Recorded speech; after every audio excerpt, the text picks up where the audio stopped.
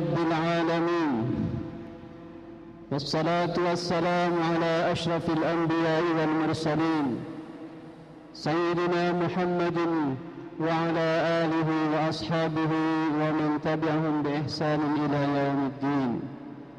أشهد أن لا إله إلا الله وحده لا شريك له الملك الحق المبين، وأشهد أن محمدًا عبده ورسوله صادق الوعد الأمين، وصلوات الله وسلامه عليه وعلى آله وصحبه أجمعين. أما بعد، فأوصيكم ونفسي بتقوى الله فقد فاز المتقون. القائل في محكم تنزيله: أعوذ بالله من الشيطان الرجيم، وتزودوا فإن خير الزاد التقوى واتقون يا أولي الألباب. وقال الله تعالى في آية أخرى: أعوذ بالله من الشيطان الرجيم، يرفع الله الذين آمنوا منكم والذين أوتوا العلم درجات. Ma'asyiral muslimin rahimakumullah. Alhamdulillah, puji syukur senantiasa kita panjatkan kehadirat Allah Subhanahu wa taala atas segala limpahan rahmat dan karunia-Nya kepada kita semua, sehingga kita bisa berkumpul di salah satu rumah Allah ini untuk melaksanakan kewajiban kita salat Jumat berjamaah. Kita berdoa memohon kepada Allah Subhanahu wa taala, mudah-mudahan keberkahan hari ini senantiasa menaungi kehidupan kita semua, baik sebagai santri maupun sebagai asatidz dan seluruh sivitas akademika Pondok Pesantren Terpadu Al-Multazam II ini. Salat serta salam semoga terlimpah curahkan kepada qudwah kita, tauladan kita Nabiullah Muhammad sallallahu alaihi wasallam, yang telah memberikan begitu lengkap tuntunan hidup dalam rangka beribadah kepada Allah Subhanahu wa taala. Mudah-mudahan kita yang sedang berusaha, yang sedang berupaya untuk menjadi bagian dari umatnya, dicatat oleh Allah Subhanahu wa taala menjadi orang-orang yang akan mendapatkan syafaatul uzma di yaumil akhir nanti. Amin ya Allah ya rabbal alamin. Selanjutnya khatib berwasiat, terutama untuk diri pribadi dan untuk seluruh jamaah. Mari kita senantiasa meningkatkan keimanan dan ketakwaan kepada Allah Subhanahu wa taala dengan senantiasa memperhatikan perintah-perintahnya untuk kita jalankan, senantiasa memperhatikan larangan-larangannya untuk kita tinggalkan. Karena dengan bekal takwa inilah kita bisa selamat menghadap Allah Subhanahu wa taala. Ma'asyiral muslimin rahimakumullah. Alhamdulillah tentu menjadi kata yang harus terus kita ucapkan sebagai bentuk rasa syukur kita atas karunia dan nikmat yang tak terhingga yang telah Allah anugerahkan kepada kita semua. Nikmat yang telah kita terima ini harus kita syukuri dan kita manfaatkan dengan cara yang baik. Dan di antara cara yang baik dalam memanfaatkan nikmat Allah adalah dengan menggunakannya untuk hal-hal yang mampu meningkatkan keimanan dan ketakwaan kita, dengan berupaya menjalankan perintah Allah dan menjauhi larangannya. Allah Subhanahu wa taala menegaskan dalam firman-Nya bahwa Dia akan mengangkat derajat orang-orang yang beriman, mengangkat orang-orang yang taat dan patuh kepadanya, mengangkat derajat orang-orang yang senantiasa melaksanakan perintahnya dan menjauhi larangannya, dan berusaha untuk menciptakan suasana yang damai, suasana yang aman, suasana yang tentram dalam kehidupan bersama dalam rangka beribadah kepada Allah Subhanahu wa taala.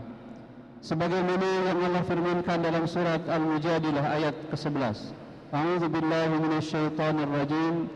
Ya ayyuhalladzina amanu idza qila lakum tafassahu fil majalisi fafsahu yafsahillahu lakum وإذا قيل انشزوا فانشزوا يرفع الله الذين آمنوا منكم والذين أوتوا العلم درجات والله بما تعملون خبير.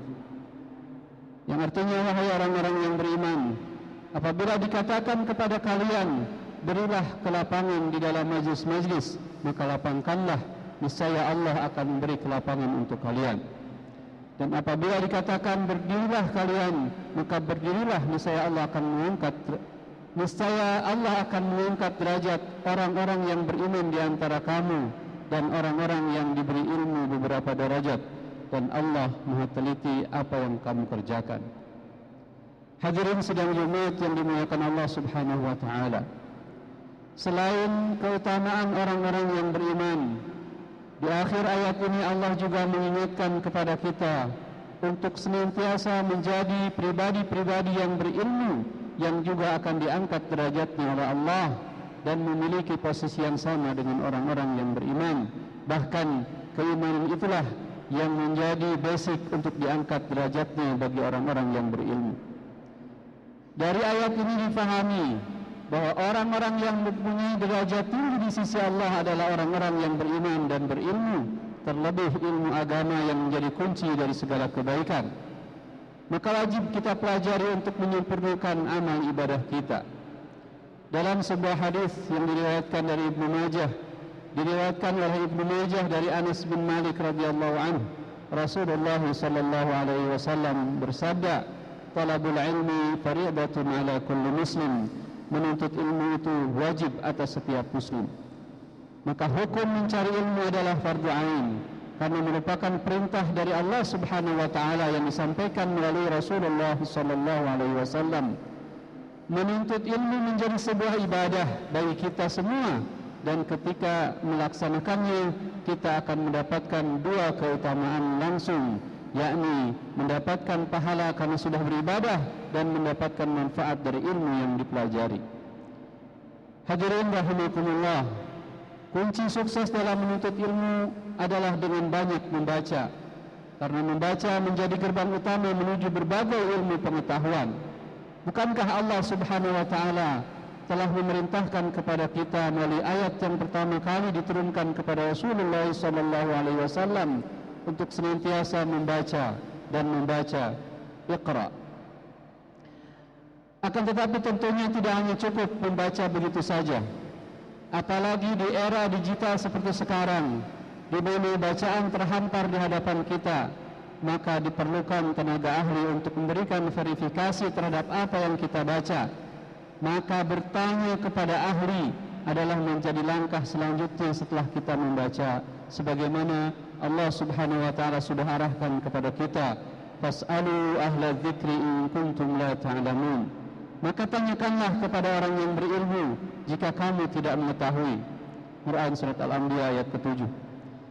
Tentu ini semua dilakukan supaya kita yakin, supaya kita nyaman dengan apa yang kita dapatkan dari bacaan tersebut. Hadirin sidang Jumat yang dimuliakan Allah Subhanahu wa taala, menuntut ilmu juga termasuk jihad fisabilillah. Mari kita perhatikan firman Allah Subhanahu wa taala dalam surat At-Taubah, A'udzu billahi minasyaitonir rajim. Wa ma kana al-mu'minuna liyanfiru kaffah falawla nafara min kulli firqatin minhum ta'ifatun liyatafaqahu fid din wa liyunziru qaumahum idza raja'u ilaihim la'allahum yahdharun. Yang artinya, dan tidak sepatutnya orang-orang mukmin itu semuanya pergi ke medan perang.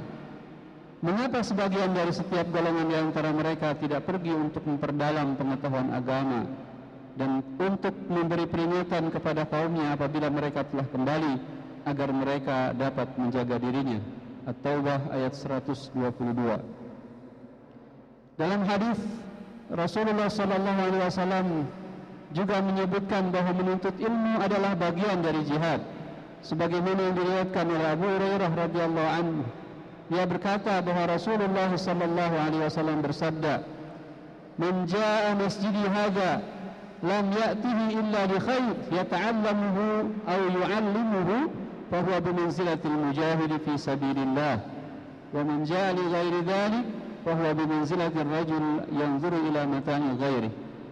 Siapa yang mendatangi masjidku, kata Rasulullah sallallahu alaihi wasallam, lantas ia mendatanginya hanya untuk niat baik, yaitu untuk belajar atau mengajarkan ilmu di sana, maka kedudukannya seperti mujahid di jalan Allah, seperti mujahid fisabilillah. Jika tujuannya tidak seperti itu, maka ia hanyalah seperti orang-orang yang melihat-lihat barang lainnya. Hadis riwayat Ibnu Majah dan Ahmad. Ma'asyiral muslimin rahimakumullah. Dan untuk memaksimalkan jihad melalui jalur pendidikan ini, maka dibutuhkan prasyarat yang harus disiapkan. Dalam kitab Ta'limul Muta'alim, Tariqut Ta'allum, karya Imam Az-Zarnuji, disebutkan bahwa ada 6 hal yang menjadi syarat dalam mencari ilmu. Hal ini terangkum dalam 2 bait syair yang disampaikan oleh sahabat Ali karramallahu wajhah.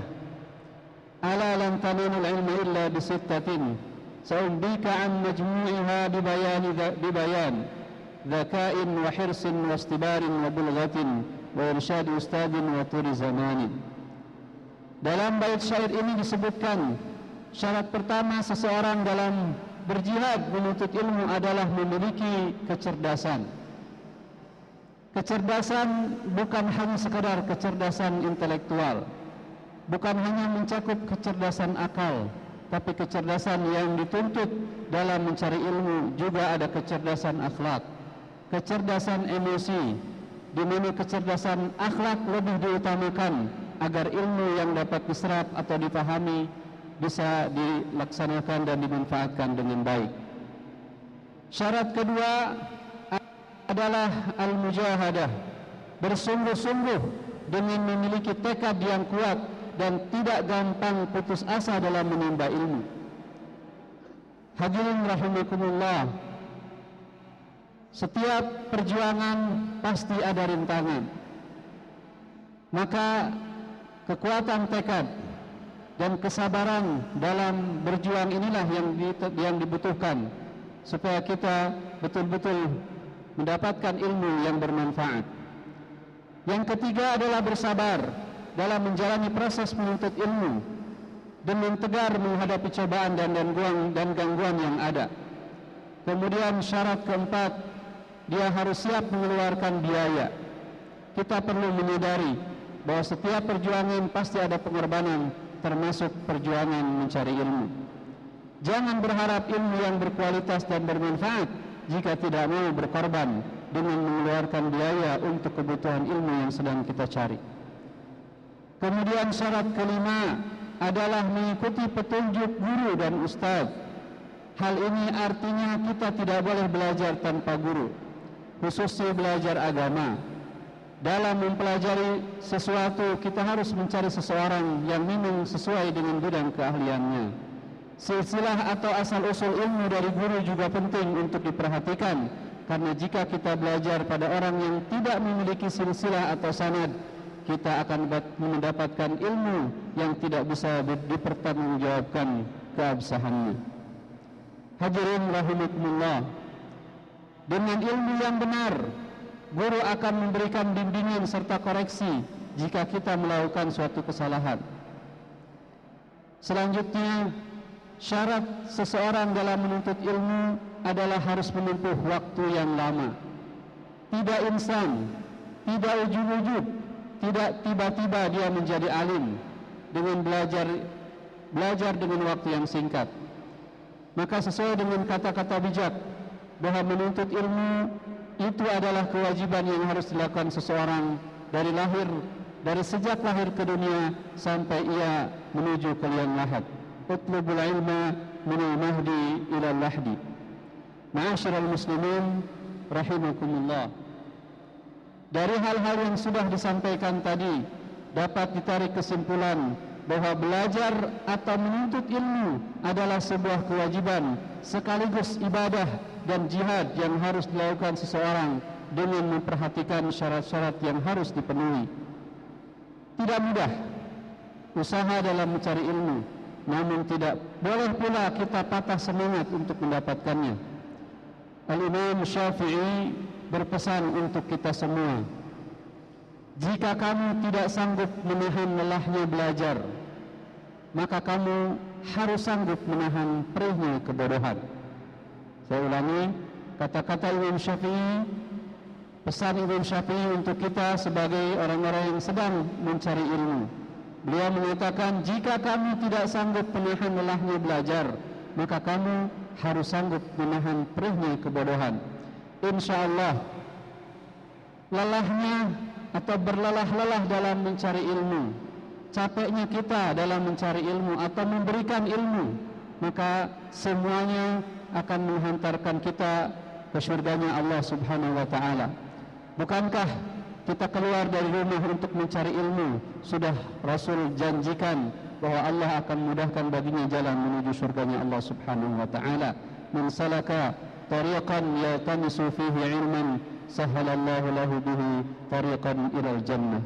Mudah-mudahan kita semua termasuk orang-orang yang sedang berjuang, sedang berjihad di jalan Allah melalui jalur pendidikan, tentu dengan terus kita upayakan memperbaiki niat kita karena Allah dan mengeluarkan seluruh kemampuan kita untuk mengoptimalkan jihad kita melalui jalur pendidikan ini.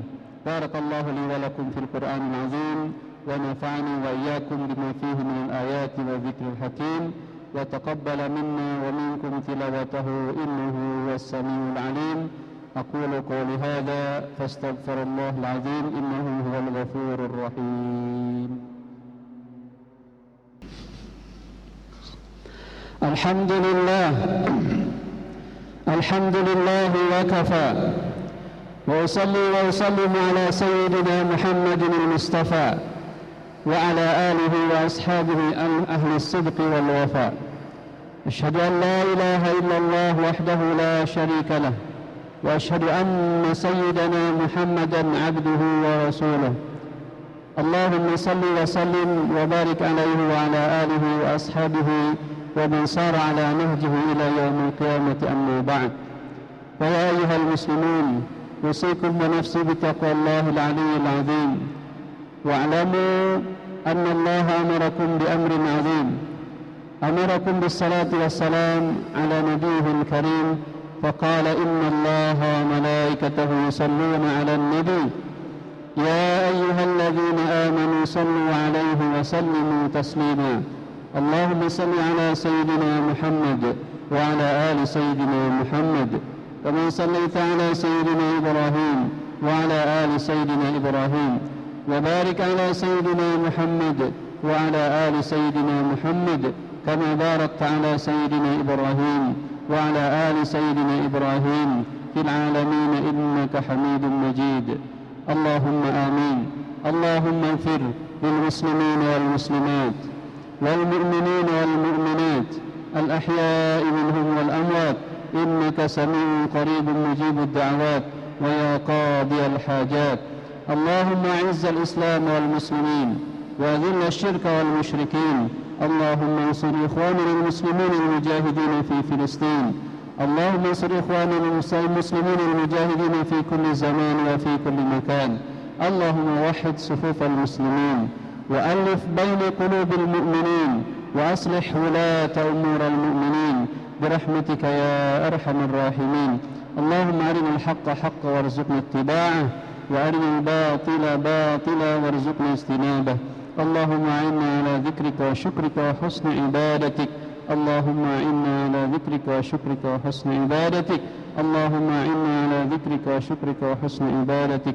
ربنا ظلمنا أنفسنا وإن لم تغفر لنا وترحمنا لنكونن من الخاسرين. ربنا آتنا في الدنيا حسنة وفي الآخرة حسنة وقنا عذاب النار. وصلى اللهم على سيدنا محمد وعلى آله وصحبه أجمعين. عباد الله، إن الله يأمر بالعدل والإحسان وإيتاء ذي القربى وينهى عن الفحشاء والمنكر والبغي يعظكم لعلكم تذكرون. فاذكروا الله العظيم يذكركم واشكروه على نعمه يزدكم ولذكر الله أكبر. أقم الصلاة.